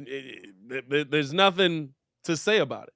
So I mean, I thought that the press conference yesterday was very interesting. I thought it spoke a lot to what the Bears, it gave some insight to what the Bears are probably looking to do in the draft, I would think, right? When you hear comments like that from polls talking about the possibility of moving back, but also the possibility of what's there. Not only just finding Justin a wide receiver, but also getting him better blocking, also getting him better weapons to go to. Also, you know what I'm saying? Like, it really seems, and I'm going to tell you the comment that got me, right? He said, I'm not here to overthink this. If I stare at the board too long, I will overthink it. You start moving people around, you start changing people's positions on the board. You don't want to overthink this today, or he was talking about today, like yesterday, he was saying today, I'm taking a step back, the board is set. I love that. We all feel like, oh, you got to have the guy that's going to pour into it and do nothing. But dog, like, you know what overthinking gets you, or maybe underthinking, depending on what. You put Mitch Trubisky above Deshaun Watson and Patrick Mahomes. Patty Mahomes, maybe. I'm not going to cap like any of us knew Pat Mahomes was going to be this. If I'm telling you, if you knew Pat Mahomes was going to be that dude and you weren't a part of the Chiefs organization, you lying. Nobody watched Pat Mahomes and was like, "Yeah." I did not think he was gonna be that dude, but I knew because the Texas Tech games was on Fox. You thought I knew. No, I'm not gonna go that far. I'm not gonna go that far and say he was gonna be Aaron Rodgers. You thought he would be Trey Lance. A little better than Trey Lance, but he was definitely slinging that pill. Yeah. I mean, I didn't know that his first NFL actual season, that boy was finna come out and give me 50 tutties. You know what I'm saying? Nah, that was wild. And that's when I was on the Baker hype train, because I'd seen that game versus Texas Tech and Oklahoma, where they put up like almost 200 points. and that's kind of, to me, right? Like, when it's just the idea, right, of Ryan Poles looking at the board and saying, "Nah, we're not gonna overthink this. We're not gonna do too much. We've got it set. I trust the work that we've done. I trust that we've done good work here and not schmuck work. And I feel confident about this team heading into, or I feel confident about where we're at and what we need heading into the draft." So what is that gonna turn into, right? What is that gonna be? How does that take that next step? How do you get to that next level with that, right? That's what I like about what Poles is. He's not freaking out. To me, I think if it was me in that situation, I would only look at the board 3 times. And when I say I would only look at the board 3 times, this is what I mean.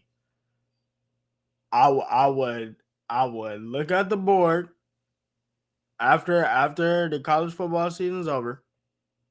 Well, no, probably 4. I would look at the board after the college football season's over. I'm gonna let you know right now, whatever you're about to say is why you're not a GM. Yeah. But then after that, I would go check out the pro days. I would look at the board then. I mean, not the pro days, but the combine. Then another time at the pro day, and then after the pro day, I look at it one more time for the draft. Yeah, that's because he's you right, ain't in though. GM position out here. I ain't gonna lie to you. He's right though. The more you look at it, you're gonna start changing it. And I think honestly, he's already set it up. He's already set it up that way. In his head, he's already set it up that way that we're going to trade back. So I've already planned for that. Yeah, like he's got it set, which that I think that's what I like about the whole situation, because he's standing firm. Here's and this is something we really haven't talked about, right? Hit me with it. Could we see a situation where the Bears move up, maybe not far, because we've always talked about trading back, but we've heard that Robert Quinn's on the block. You package Robert Quinn with 38, you're moving forward, not backwards. Is there a player in this draft worth taking that you're giving up that much? A second-round pick and Robert Quinn. Is there a player in this draft? Because we've heard both, right? Poles is open to trading picks, and he's taking phone calls. Not that he's looking to trade, not that he's actively shopping Robert Quinn, but that he's taking phone calls on Robert Quinn. Could we see a move up in the draft? Like a first round move, maybe, possibly. Second to 38, 30. It will probably be end of first round. And I mean, yeah. If you think, I'm on the mindset, if you think Pickens is that dude, make the trade. If you think Pickens is that dude, make the trade. But you better be confident that you giving up 18 and a half. Arnold is still there when you go to 48.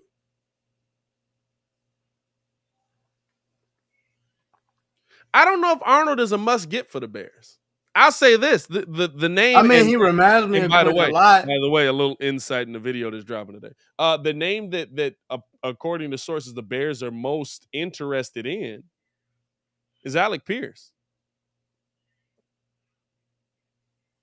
How far does Alec Pierce fall? Did we do a video on him? Nah, not yet. It's coming. Okay. How far does Alec Pierce fall? I don't does he get out of the first round, right? Like that's my question with it. This is the thing. If he falls, well, see, I don't know. Cause I like Buddy. I really do like Buddy. But at the same time, if it's about, see, I don't know if I don't know if I'm sitting up here trading that far up to get him. Yeah. Cause all this hype has been about Pickens, and rightfully so. Because when he's on the field, he is an absolute game changer. But I don't think I'm trading up that far to go get Pierce. Like I like dude, but I don't love him. I'm seeing and Baki agreed. Like he's slated right now as a late second round guy. Yeah, if you trade nah. There's that depth there. You know what I'm saying? There's that depth there, like. But I don't know, dog. Just because we see names get hyped up so much in the draft, we see that. Like I don't think that.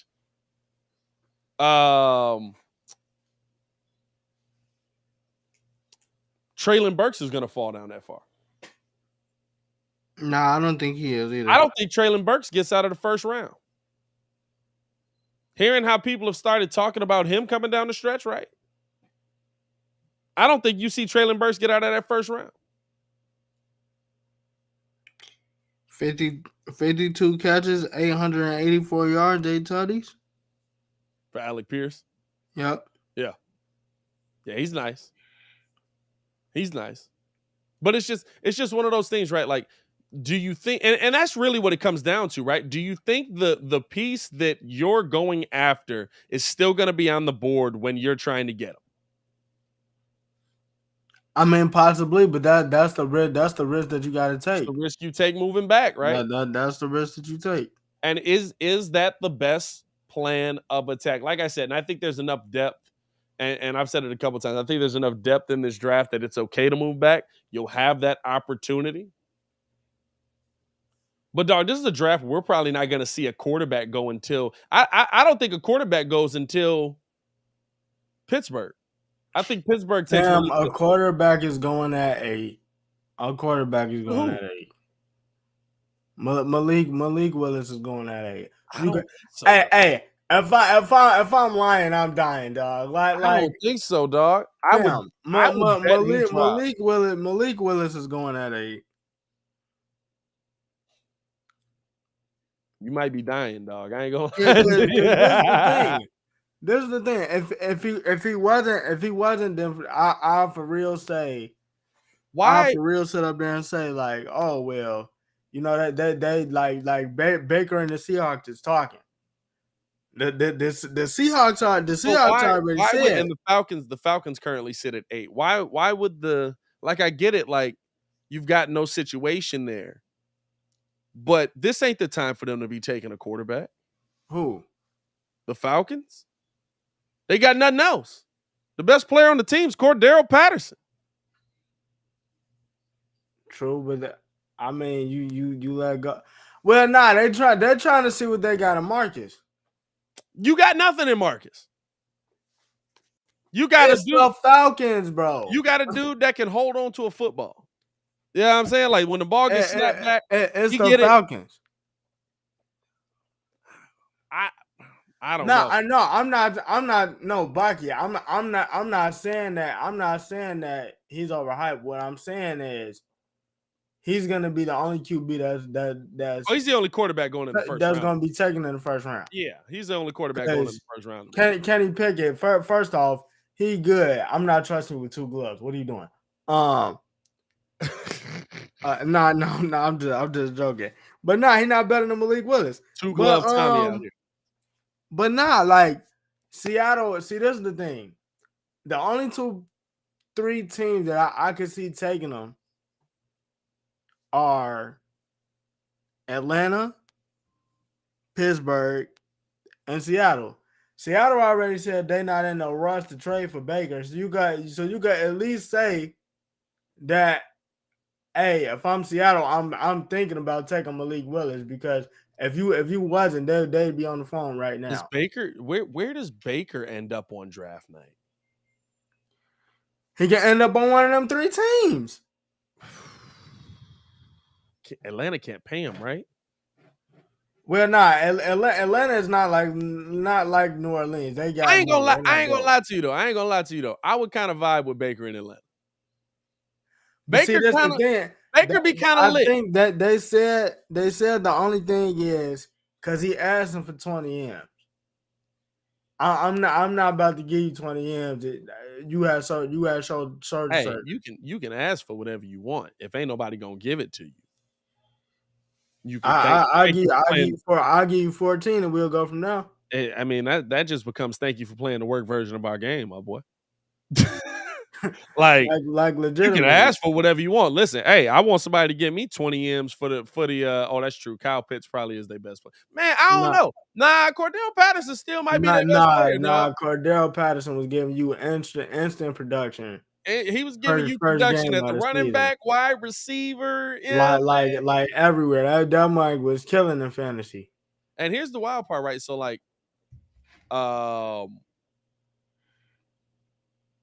you're looking at your top teams in the draft right now. Jacksonville, the fact that they're number 1 again is annoying as heck because they added a ton of. But now they can actually field a good team. You know what I'm saying? Which is wild to me. They added a ton of talent. Detroit's 2, not surprised there. Houston is 3. Does Houston go quarterback? Fam. Not with Lovey as the coach, though. Nah. Probably not with Lovey as the coach. Nah, I think they're trying to stick it out one more year with Davis Mills. Yeah, I don't know what's going that. That ain't good. That would shock me. Hey, look, that ain't good. And then you got what? You got your Giants. What do you expect your Giants to do? 5, right? They sit at 5 and they sit at 7. Thanks to the Chicago Bears. By the way, appreciate you for that quarterback you gave us. What do you expect the Giants to do here at 5? Evan Neal and Nakobe Dean. It's only right. It's only right. If we don't, I would be shocked. Cause if you talk, cause you said I'm just going off of what Mar said. You said we got weapons. If we got the weapons, finish building out the offensive line, and then go get me my pass rusher. Go give me my Swiss Army knife. You probably need to build out both. They made the 2 O-line pickups. Yeah, they made the 2 O-line pickups. They swear that this is the change because we ain't get them no O-line help. So how many 2 pickups? You add Neal into that equation. They say we in business. All right, I'm gonna give you a shot. At least give me the Kobe Dean. I love At least Baki. give me the Kobe Dean. I love Baki saying I ain't trusting Kenny Pickett because he's a North Carolina quarterback. Enough said. Listen. Hey, listen, that too. In one sport, we legit love North Carolina. In another sport, we got legit beef with North Carolina, bro. Like that's pretty hilarious. Panthers at 6. Panthers are in the quarterback market. They've informed Sam Darnold that they are going to go after a quarterback. Do you go after a quarterback at 6, though? I mean, Trying to see when they have another pick, I believe. well, not Malik Willis can go at 6. Malik Willis might be going at 6, honestly. Malik Willis go at 6. Kenny Pickett go at 8. Kenny Pickett, Atlanta drafting a quarterback this year makes no sense to me. You literally had unless Cordero Patterson's going to block for you as well. Atlanta. Good Lord, I just had a stroke. Y'all saw that? Atlanta playing or going for a quarterback this season just doesn't make sense to me. Why would you go for a quarterback this year when you know you're going to need so much more on top of that? I mean, listen, maybe I would use New York as the example there, right? Like maybe freaking what's your quarterback name? Daniel Jones. Maybe Daniel Jones can play football. But he's been behind one of the worst offensive lines in football for the last 3 years. Oh yeah, nah, he been getting killed. But hey, he You know been what I'm losing the saying? ball on his own a lot too. Listen, you get hit 47 times a game and see how well you hold on to the ball. Hey man, listen, they say he got it. So I mean, and that's what I'm saying though. Like, if they go linemen, they get a couple of nice linemen in the draft this year. Guess what? All of a sudden, Daniel Jones can play football. Now you're talking about, hey, glad we got Daniel Jones. Shout out to Dave Gettleman. I doubt you'll be saying that, but still, that man was like, I did a terrible job. I'm gonna get a. You're gonna be cheering for Tyrod this year for sure. I actually look. I hope he get a real shot. I really do. I'm gonna be real with you. I feel bad about it, but I hope Daniel Jones ain't the starter out of training camp. I'm not gonna lie to you. I'm not mad at that either. Like because Tyrod already played with what's his name, right? Or no, he wasn't on the team yet. Dabo wasn't on the team with Rex. Tyrod was on the team with Rex Ryan. Yeah. Dabo wasn't on the team with Rex. But this is the thing. Tyrod can play. Tyrod just get hurt. Tyrod has the most weird injuries in NFL history. Nah, he didn't play last season because somebody stuck him with Yeah, what was that like? Right, well, not last season, but the year before that with Justin Herbert. He was getting like a shot. No, didn't he? He had surgery and they messed up or something. It was something that they messed up and on. It caused his lung to collapse. Something messed up and it caused his lung to collapse. Yeah, I remember because the Chargers were supposed to play the Chiefs. Yeah. And all of a sudden, Tony Romo was like, "Yeah, so Justin Herbert's getting the start." I was like, "Oh, all right." Yeah. No, see they puncture his lung, bro. Give that man Tyrod a chance, bro. Tyrod can play. I wouldn't be surprised if you saw Tyrod Taylor have a season this year where like he's phenomenal, and then like he comes back to earth the next season, but y'all see him be phenomenal, and so the Giants are just like, pay him $100 million. You got to, and then he get his bag. Get your bag, Tyrod, man. Then he just be like that, a regular dude. You know the rest of the way. You know what I'm saying? You know what I'm talking about. But no. Hey man, hey, all we need is 6. All we need is 6. All we need is 6. So now you're sitting. That is so depressing. That's sad. Yeah, it's a sad life, bro. Hey, look, I feel your pain, brother. But at least R6 puts us in the playoffs. Forget y'all, man. Y'all fix everything and then don't fix that, dog. Yeah, it is what it is. It If is you're crazy trash, that you that can host a division home is that playoff bad, game. bro. That division is so bad. It's so dumb to me. How are you not going off of conferences? Like, divisions matter, but like at the same time, set that mug up with conferences so that we can get the playoffs that we want, not the playoffs that freaking where we get a first round where like Philly makes the playoffs. How'd Philly make it? They beat a guy at the end of the season that like didn't matter or care about the game at all and knew that they were gonna dog walk Philly if they got him in the first week, so they just didn't care if they made Bro, the playoffs. Like it's like they legitimately ran an being old dog out there on defense against Philly, basically, just to let them in the playoffs and let them have something. being subpar is like rewarded. Like, It blows my mind, dog, that we still live in a league like this, dog. By the way, guys, if you guys enjoy the content, appreciate you guys for tuning in and rocking with us, man. Join up in the Discord, man. We got the link in the chat yeah. as well, man. We got the Discord bus and Baki always dropping gems in there. We got a couple muds in there. Me and Kid was chopping it up during the game yesterday. We're gonna get into that a little bit as well, by the way, as we close out this thing. But is there a player that falls, because you guys are 2 picks ahead of us as well? Is there a player? Shout out to Rudd, just joined the Discord. Shout out to you, bro. That falls that you feel like is going to be a superstar in this NFL year one? Is there a sleeper for that second round? Sleeping for the second round. Like, honestly, I would have to say, dog. I would have to say Sky Moore.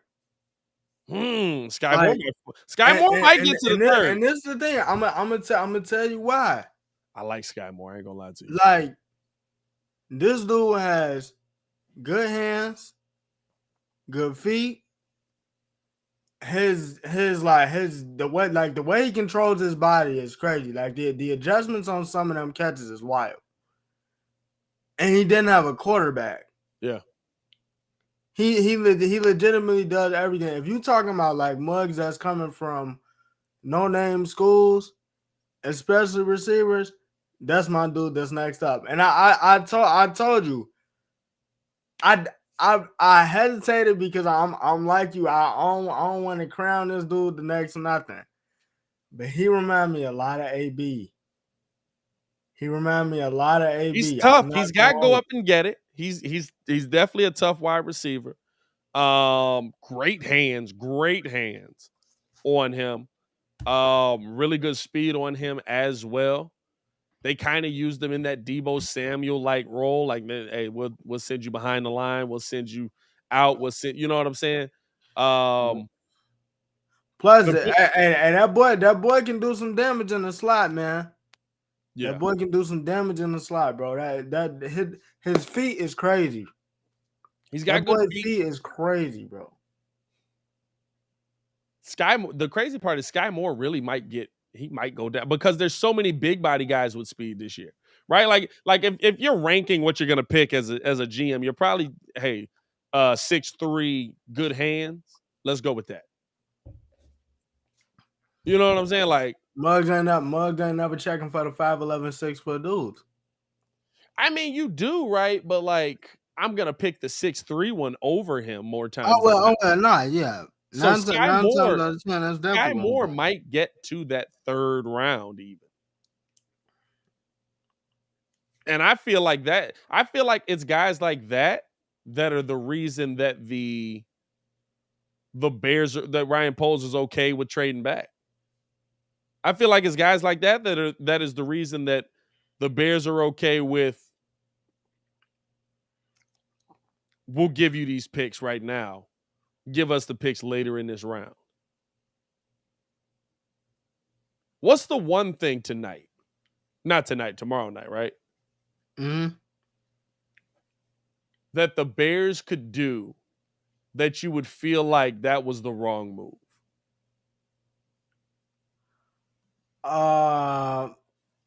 I would honestly say probably D lineman. Really? No, because they already got enough solid D linemen on the line already. Like D line for the Bears, I'm not totally worried about that. I would like take a look at AK if he there, but if not, I'm straight. But D line would just nah. I think the Like only thing like I think nah. the only thing the Bears could do tonight that I would look at and I would be like, that was the wrong decision. That was not a good decision by the Bears. Would be to make a trade, but the best part of the trade comes next season.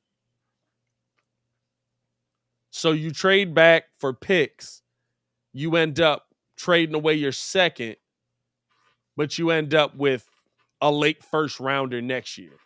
Oh, yo, my fault too. Hey, John Michie the third is another sleeper. He broke his ankle, so we didn't get to get a real look at him in the I, national championship game. he But broke in the game before the national championship, right?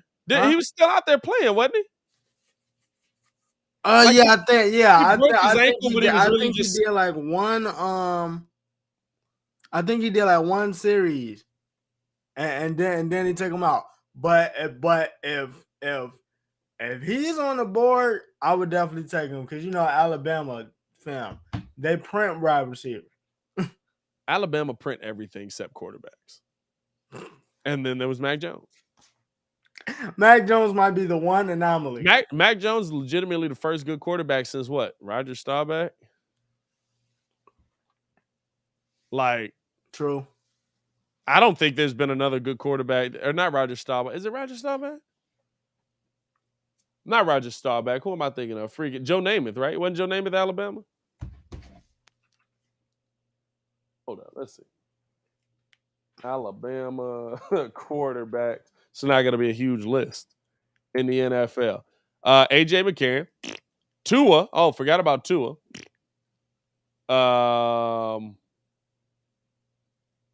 Jalen Hurts it was Alabama. No. Joe Namath went to Alabama. Jalen Hurts did too. Jalen Joe Hurts was Namath. 20. That's what I was thinking of. Yeah, no. Jalen Hurts was 20-2 before they went to Hey, so look. So these are your Alabama quarterbacks, right? Bart Starr, Packers, great. Pat Trammell, Joe Namath, who? exactly. And then you go Steve Sloan, Ken Stabler, Scott Hunter, Richard Todd, Jeff Rutledge, Mike Shula, Jay Barker, Brody Croyle, Greg McElroy, AJ McCarron, Tua, Jalen Hurts, Mac Jones. Hey, outside of Dick, who was the fourth one? Nah, you said Dick, I done missed them. Who? Which one? I think it was like top 5. Outside of that fifth one, they garbage. The top 5 Alabama quarterbacks all time. Mac Jones is already on it. No. Gotta I'm be. just saying, You like talking Joe Namath? the first 5 people that you mentioned. Oh, Bart Starr, Pat Trammell, and Joe Namath. Yeah, Kenny nah. Stabler, Outside of that, Stabler was no. Stabler You was said pretty Ken bad. Stabler. Ken Stabler was Ken Stabler was good, but after that, Ken Stabler was good and bad. The distinction on quarterback was weird back then. That's what y'all got to understand. Kenny Stabler threw from 27,000 yards, 194 touchdowns, 222 interceptions. But his record was 96-49. oh, so you Jimmy G out here? Nah, that's just how they did quarterbacks back then, dog. That's why I say you really with the NFL, you really can't compare like the numbers people are putting up to the quarterbacks back then because the route was literally like go straight. Hey, nah, they was running a mess out the ball. Though. I ain't gonna They was lie. running the mess out of the ball. Guess what? Back then, I'd have paid running backs. Today, Hey, cause honestly, back then, I probably still wouldn't have. nah, I probably would have been the first person to not pay a running back. cause Emmitt Smith is the only one that gave me 1,000 yards and then decided to retire. I'd have paid Walter Payton. Well, I'll rip. It's Walter. I'd have paid Walter. It's sweetness. I'd have paid AP.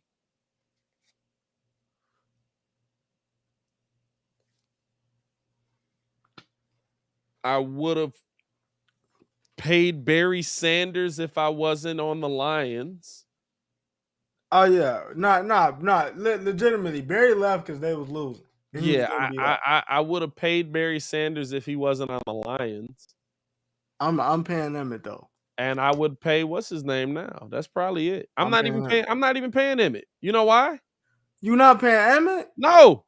What? You wanna know why? Yeah. You wanna know why? Aight. Hey, you wanna know why? Because them big boys that stood in front of him made his life real easy. But he left the Cowboys, went to Arizona, and did the same thing. I might have missed on that one, but I still wouldn't have paid him. I'd have paid them offensive linemen. Hey, who came in after Emmitt Smith? That's a good one. That's a good one. Who was hold up. Steve-O, you not gonna pay Walter? I'm definitely paying Walter. Is you tripping? Let's see. Dallas Cowboys running backs. Because it would have been Emmett was 90s, right? So it would have I know been Eric Dickerson too, though. Oh yeah. Oh yeah. Big shot. Emmitt Smith was 90s. How long he played till? When did Emmett leave? What, 2001? When did Emmett leave? 2001 over there? 2001, 2002? Something like that. Let's see. Oh, now. Spilled the whole water. Whole computer messed up. Let's see. Emmitt Smith, ridiculous numbers. I'm not taking it away from him. That offensive line made it easy. Oh no, Steve. Yeah, we paying Walter. We definitely paying Walter. No. So he left in 2002. So let's see. 2003. Dallas Cowboys running back. Because I want to see what kind of production that was. Troy Hambrick.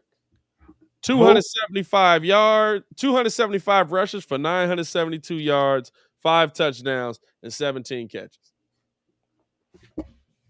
He also split that time with a fullback that had 70 rushes for 306 yards. I'd pay Emmitt Smith for that offensive line. Or I'd pay that offensive line before I paid Emmitt Smith. Oh, yeah, because don't nobody even know who that he is. One of the best offensive lines in history. Yeah, I'm going to put my money on y'all. Yeah, I'm saying stop playing with it, man. Hey, man, we appreciate y'all for pulling up and rocking with us, man. Tune in with us tomorrow. As always, man, from 11 to 1.